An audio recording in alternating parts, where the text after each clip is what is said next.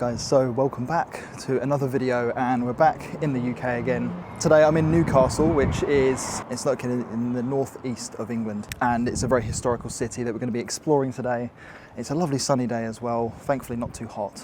St Mary's Cathedral is just right here in front of me.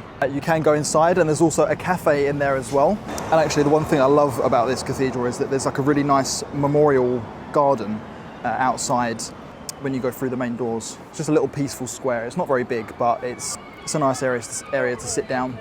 You've also got the cafe in there as well, which I went in and had some really nice food. The staff were super friendly, so I highly recommend checking it out, and the prices are fairly good. Somewhere quite peaceful, it's not busy or overcrowded. And inside the cathedral, you also have many beautiful stained glass windows, and the design of it's actually very colourful compared to other cathedrals I've seen before, so there's a lot of colour in there. So if you wanted to poke your head in and check it out, it's of course free to enter. But yeah, this was just a quick first stop of the day. Currently just in Newcastle city centre at the moment.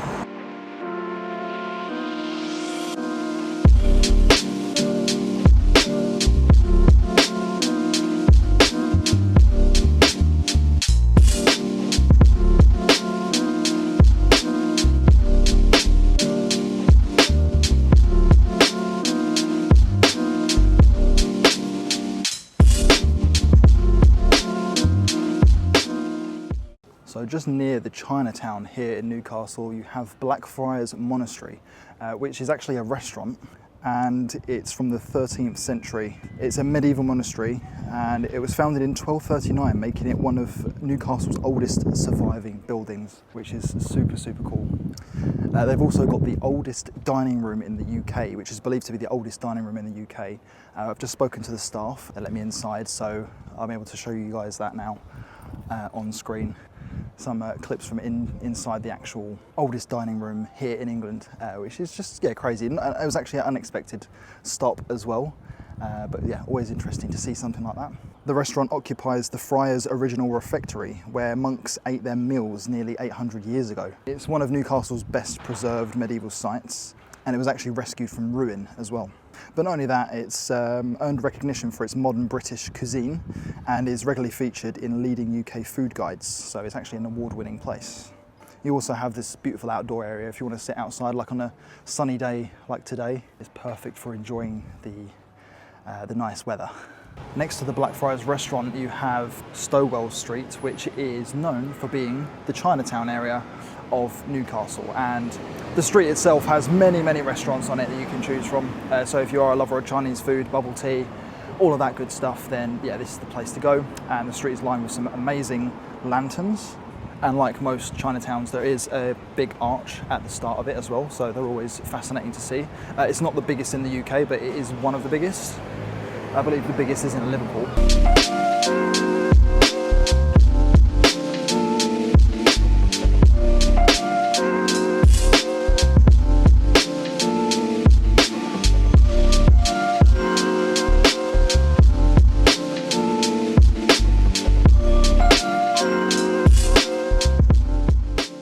A little bit further outside of the city, you have Lees's Park, which is the oldest public park here in Newcastle.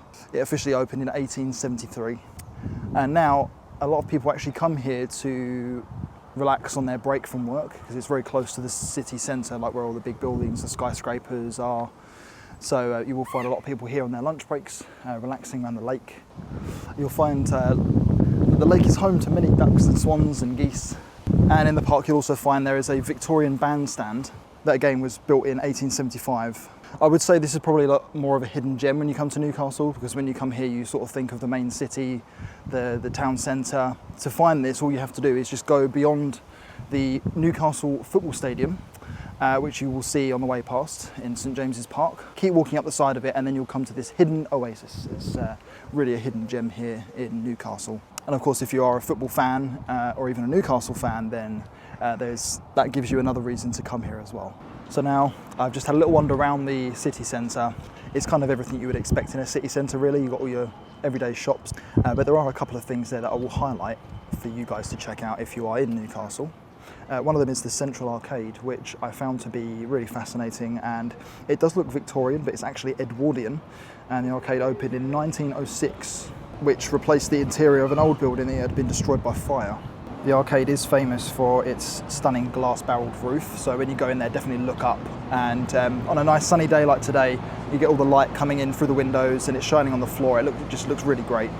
And then just around the corner from that, on one of the main high streets here, you've got the Grey's Monument, which you can't miss because it's the hugest, tallest thing in the area. It's a big column. It's to honour Charles Grey, the second Earl Grey. And supposedly it is one of the tallest monuments in the UK as well, at 41 metres or 134 feet tall. Actually, the Earl Grey tea was actually named after him, so that's where the name comes from. I'm at the castle now on the roof, and the entry price is £13.65. For a child, it's £8.95. But I just have to say, I'm currently on the rooftop. You can go to the roof of the castle, and my goodness, I'm not even joking, it is probably the best view from any city I've been to in the UK. It's the best view where you're up high and you can see across like the kind of landscape of the city. Absolutely unreal. You've got a 360-degree view. You can see the cathedral, you can see all the city we just walked through, both the modern and the historical parts.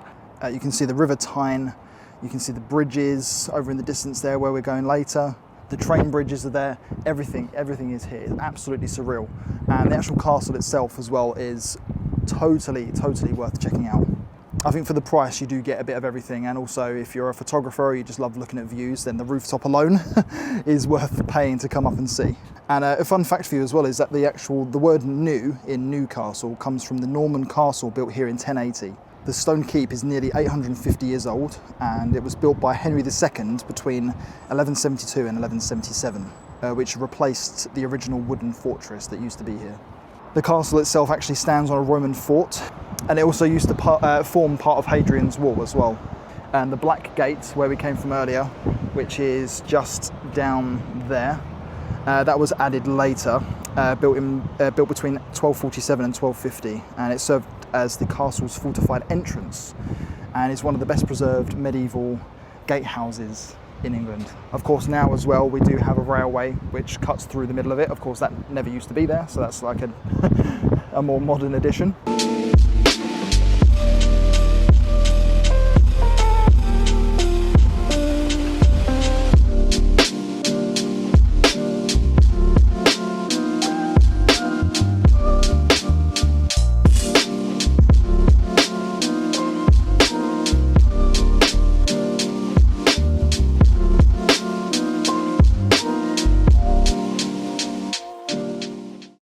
I'm now down at the Quayside, which once upon a time it was one of Britain's most busiest ports, but by the 1970s the port itself actually almost disappeared. It fell into serious decline. A huge regeneration project in the late 1980s transformed it into the waterfront that you see it as today. A fun fact about the Quayside is that there's actually 7 bridges here, and depending on what angle you're standing in, you can actually see like 4 or 5 of them in a row. It's quite fascinating to see the compression of all the bridges. As you walk down the Quayside, there is a place called Quayside Garden, which is a really nice little atmospheric place, like a outdoor seating area with a couple of pop-up cafes. Had a nice chat with a couple of the staff there and sat down and had a chai latte. Really good atmosphere. You've got a nice view looking across the river as well.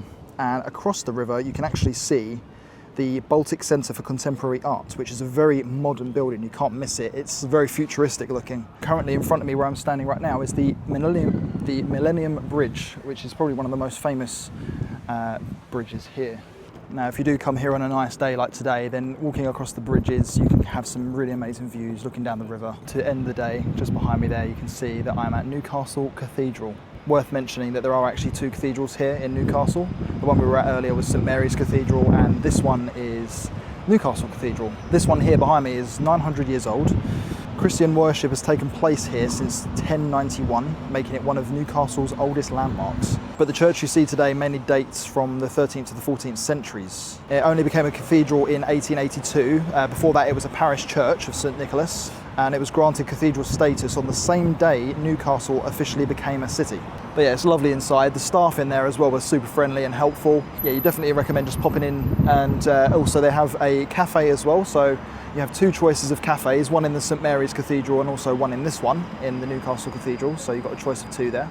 Honestly, really enjoyed Newcastle. I think it's one of the better cities that I've been to with in terms of things to do, things to see, especially like the viewpoints you have across the city as well. So if you do find yourself here, I hope that this itinerary helps you discover some of the best places to visit while you're in Newcastle. There are, of course, as well, many museums around the area that you can go to.